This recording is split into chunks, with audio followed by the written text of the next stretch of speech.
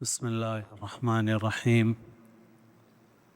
الحمد لله رب العالمين، والصلاة والسلام على سيد الأنبياء والمرسلين، أما بعد. قابل قدر علماء کرام و ذمہ داران مساجد و مدارس اور تمام معزز حاضرین، دعا فرمائیے کہ اللہ تعالیٰ اپنے فضل و کرم سے صحیح بات، صحیح نیت کے ساتھ اور ایسی بات جو ہمارے لیے مفید ہو، ہمارے حالات کے اعتبار سے مناسب ہو، کہنے سننے کی اور عمل کی توفیق عطا فرمائے۔ یہ کوئی وعظ و بیان تو نہیں ہے، آپ سب حضرات ذمہ دار ہیں مدرسوں کے اور مساجد کے، ٹرسٹوں کے، اداروں کے، تو آپ کے سامنے کوئی بات لمبی چوڑی کہنے کی ضرورت بھی نہیں ہے، لیکن مذاکرہ ہے، ایک دوسرے کو یاد دہانی ہے، اپنے کو تازہ رکھنے کی ایک کوشش ہے تاکہ ہم کام کو بہتر طریقے سے انجام دے سکیں۔ میرا جو عنوان رکھا گیا ہے اس میں ایک حصہ یہ ہے کہ عملے کے ساتھ سلوک کیسا ہو۔ تو عام طور پر عرض کرتا ہوں میں کہ بنیادی طور پر دو چیزیں ہیں جو عملے کو دینا چاہیے۔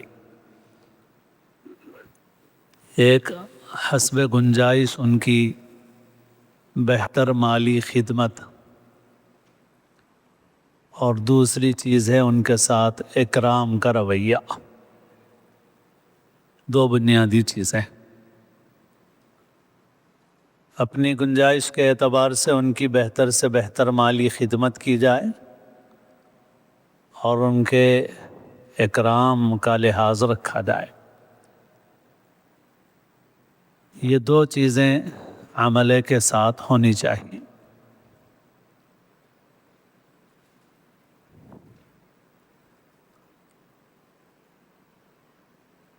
بعض اوقات ایسا ہوا کہ بعض ٹرسٹوں کے ذمہ دار ملاقات کے لیے آئے، مشورے کے لیے آئے کہ بھئی ہم بہت برسوں سے کوشش کر رہے ہیں مدرسے کی، مگر کبھی ڈوبتا ہے کبھی تیرتا ہے۔ تو بہرحال مختلف باتیں ہوئی، رائے مشورے کی، تو ان سے یہی عرض کیا گیا اور عام طور پر عرض کیا جاتا ہے کہ دیکھو بھائی، کام جو ہوتا ہے وہ اصل میں پیسے سے یا بلڈنگ اور عمارت سے نہیں ہوتا، کام جو ہوتا ہے وہ افراد سے ہوتا۔ تو بلڈنگیں ہیں، عمارتیں ہیں، فنڈ ہے، پیسہ ہے، کام پھر بھی نہیں ہو رہا۔ چنانچہ بعض لوگ جو ہیں وہ ایسے ہی ہیں کہ ان کے پاس مال کی کمی نہیں ہے، فنڈز کی کمی نہیں ہے، عمارتیں بھی اچھی موجود ہیں، مگر پھر بھی اس کے باوجود کام نہیں ہو رہا ہے، کام آگے نہیں بڑھ رہا ہے، بلکہ کبھی شمع جلتی ہے اور کبھی لگتا ہے کہ بجھ ہی گئی ہے پوری طرح سے، کبھی ٹمٹماتی رہتی ہے اور کبھی بالکل ہی بجھ جاتی ہے کہ صاحب کوئی ہے ہی نہیں، کام ہی نہیں ہو رہا، حالانکہ پیسہ ہے، عمارت ہے، سب ہے، پھر کیوں نہیں ہو رہا ہے؟ تو ہم یہی کہتے ہیں کہ کام پیسے سے، عمارت سے نہیں ہوتا، کام تو اصل میں ہوتا ہے افراد سے۔ اچھے فرد کو استعمال کرنا، اس کو سنبھالنا اہم ہے۔ بعض اوقات بعض لوگ جو مولوی نہیں ہوتے، مدرسوں کی لائن کے نہیں ہوتے، تو وہ چاہتے ہیں کہ سارا کنٹرول ہم اپنے پاس ہی رکھیں، تو بھی کام بعض وقت نہیں چلتا۔ تو میں بتاتا ہوں، دیکھو بھائی، اگر ایک ڈاکٹر ایک ہاسپٹل اگر چلانا ہے تو ڈاکٹروں کو سنبھالنے کے لیے کسی ڈاکٹر کو ہی رکھنا پڑتا ہے۔ آپ کے پاس چاہے جتنا پیسہ ہو، پاور ہو، آپ بہتر ہاسپٹل نہیں چلا سکتے۔ پیسہ آپ کا ہی ہوگا، پاور بھی آپ کے پاس بہت ہوگا رکھنے کا، نکالنے کا، بلکہ بعض لوگوں کے پاس اس سے آگے کا بھی پاور اللہ نے دیا ہوا ہے ان کو، اور ڈر کے دب کے رہتے ہیں لوگ۔ اگر پھر بھی آپ کسی کوئی اچھا ہاسپٹل آپ نہیں چلا سکیں گے، آپ اس کا مینجمنٹ نہیں دیکھ سکیں گے، مینیج نہیں کر سکیں گے، آپ نظم و نسق سنبھال نہیں سکیں گے آپ، کیونکہ ان کی نفسیات کو سمجھنے والا اور ان کو ڈیل کرنے والا، سنبھالنے والا کوئی انہی کی لائن کا آدمی ہو تو کام چلتا ہے، دوسرا نہیں سنبھال سکتا۔ تو آپ کو کسی ڈاکٹر کے حوالے کرنا پڑتا ہے، وہ سنبھالے گا اپنے ماتحت اپنے ساتھیوں کو، لیکن آپ نہیں سنبھال پاتے۔ ایسے ہی یہاں بھی ہوتا ہے بعض اوقات کہ بعض اوقات مزاج، نفسیات، گفتگو کیسی کرنا ہے، بات کیسے کرنا ہے، کام کیسے لینا ہے، یہ ہر ایک کے بس کی بات نہیں ہے۔ تو آپ پیسہ لگا رہے ہوں گے، مال آپ کا لگ رہا ہوگا، اور اختیارات آپ کے ہوں گے، مگر پھر بھی آپ نہیں کر پاتے، تو آپ کو فائدہ اٹھانا چاہیے کسی عالم سے، آپ کو اس کو واسطہ بنانا چاہیے، اس کو اختیار بھی دینا چاہیے، وہ سنبھالے گا۔ اسی لیے ہم بعض مدرسوں کی نگرانی لیتے ہیں تو ہم اس کے شرائط کا ایک چھوٹا سا کاغذ بنائے ہوئے ہیں کہ بھئی کیسے ہم نگرانی کریں گے، تو ہم یہ لکھتے ہیں اس میں کہ مقامی طور پر بھی کوئی 2-3 ساتھی ہمارے ساتھ شامل ہوں گے، مدرسے کا حساب و کتاب دفتر میں رہے گا، مالیہ ہم شفاف رکھیں گے، مگر عملے سے باز پرس کرنے، پکڑ دھکڑ کرنے کا اختیار آپ ممبران کو نہیں ہوگا۔ آپ مدرسے کا دورہ کر سکتے ہیں، جو غلطی نظر آئے، کمی نظر آئے، آپ ہم کو اطلاع کریں، ہم پوچھیں گے۔ کیوں اختیار نہیں دیتے ہم؟ اسی لیے نہیں دیتے کہ ان سے بات کر کے ان کی غلطیوں کو صحیح کرنا، یا وہ غلطی ہے یا نہیں ہے یہ فیصلہ کرنا، یہ آپ کے لیے آسان نہیں ہے۔ آپ اچانک ٹوک دیں گے، ڈانٹ دیں گے، بول دیں گے کیا کر رہے ہیں بچے، کیا کر رہے ہیں، یہ ایسا ایسا ہو رہا، اور وہ جو استاد ہے یا پڑھانے والا یا ذمہ دار ہے، وہ اس کو اپنے لیے اپنے حق میں وہ اس کو یہ سمجھے گا کہ صاحب میری بے وقتی کی گئی ہے، تو پھر وہ فوری آپ سے ٹوٹ جائے گا اور بولے گا کہ بھئی میں کام نہیں کروں گا، معاملہ سارا بگڑ جائے گا۔ تو اسی وجہ سے ہم بولتے ہیں بھئی آپ دیکھیے، مگر آپ پوچھیے مت، باس فرس مت کیجیے، آپ پکڑ دھکڑ مت کیجیے، آپ وہ اطلاع ہم کو کیجیے، ہم بات کریں گے کہ بھئی کیوں ہے، بھئی ایسا کیوں ہوا، کیا ہوا، ہم اس کو صحیح طریقے سے۔ تو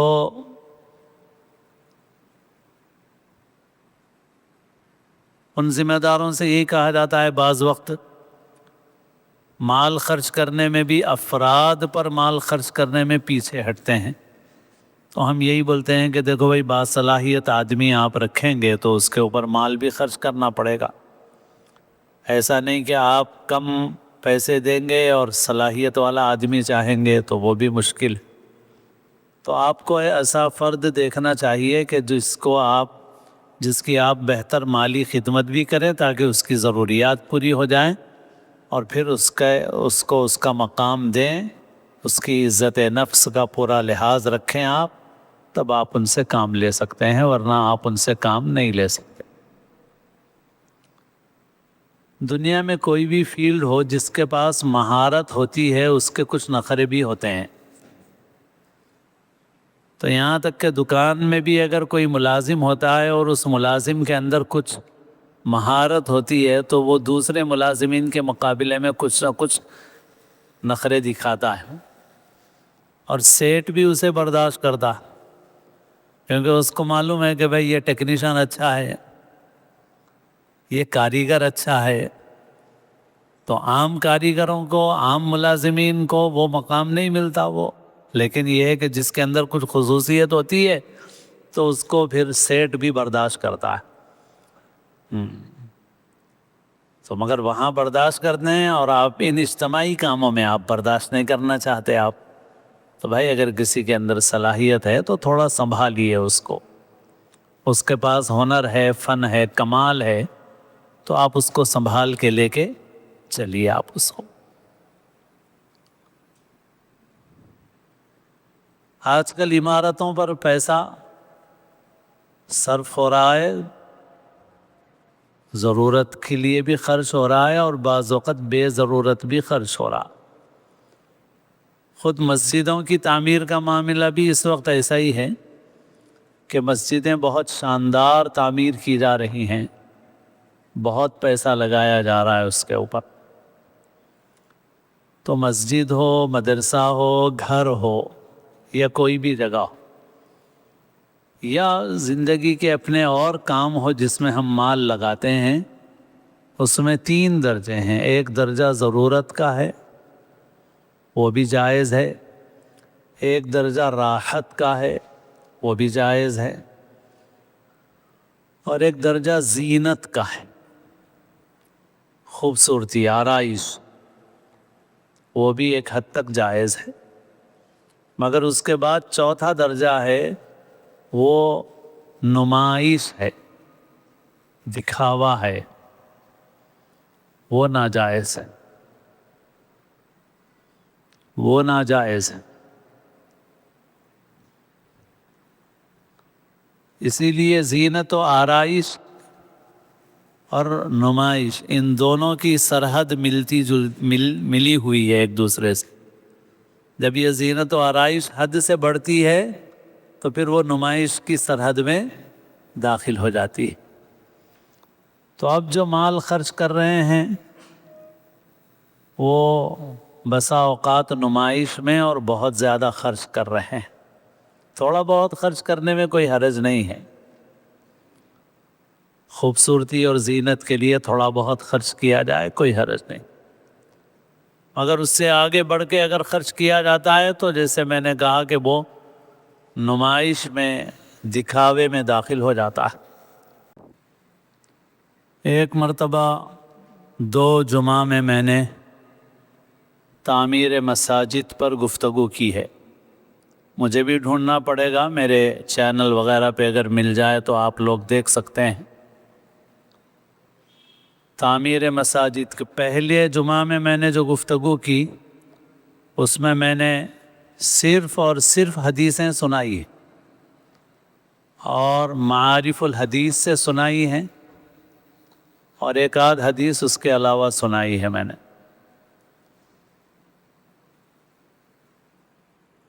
پھر دوسرے جمعہ میں نے اپنی طرف سے کچھ متفرق باتیں ذکر کی ہیں۔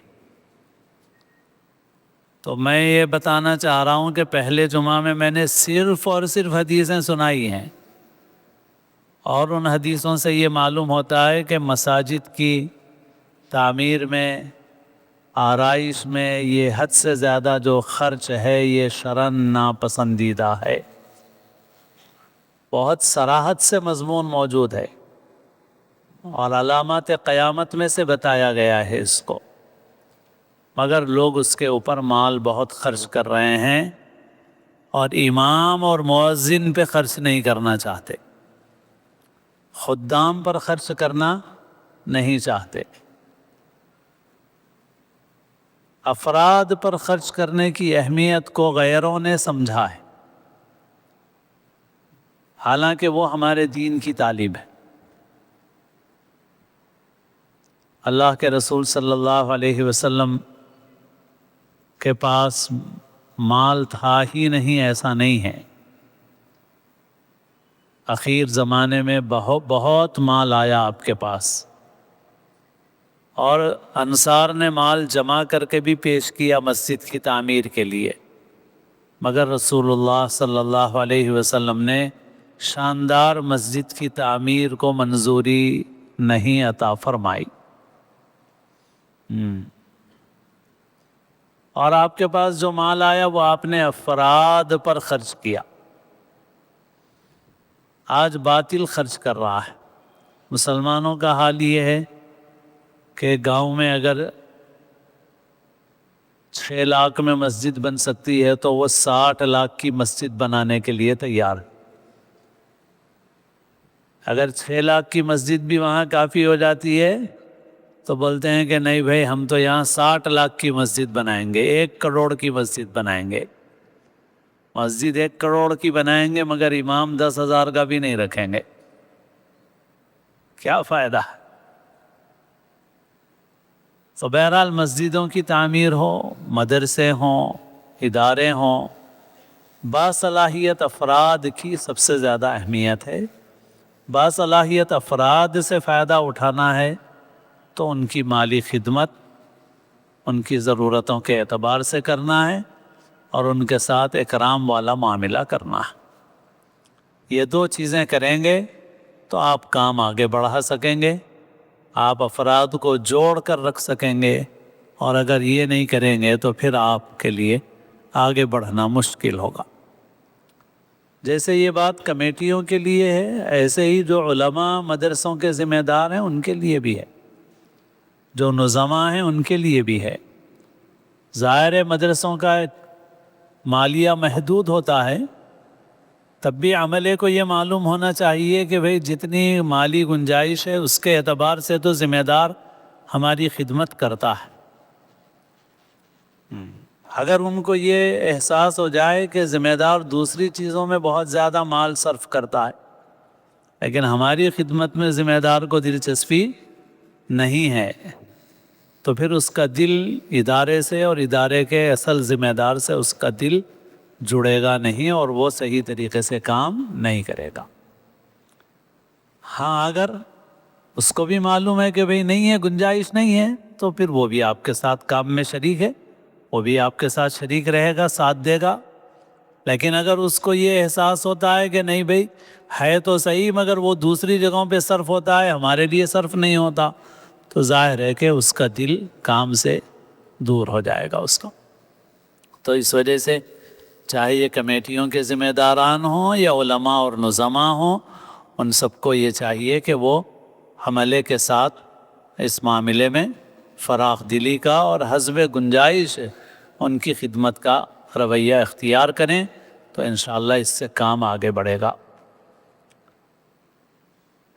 افراد کو استعمال کرنا، ان کو جوڑے رکھنا، یہ اہم چیز ہے۔ حضرت مولانا مسیح اللہ خان صاحب رحمۃ اللہ علیہ کی ایک مجلس ہے اور اس مجلس کا عنوان ہے سردار کے 13 آداب۔ تو پہلے سے مجھے ذہن میں تھا نہیں، ورنہ میں اس کو نکال کے رکھتا۔ اور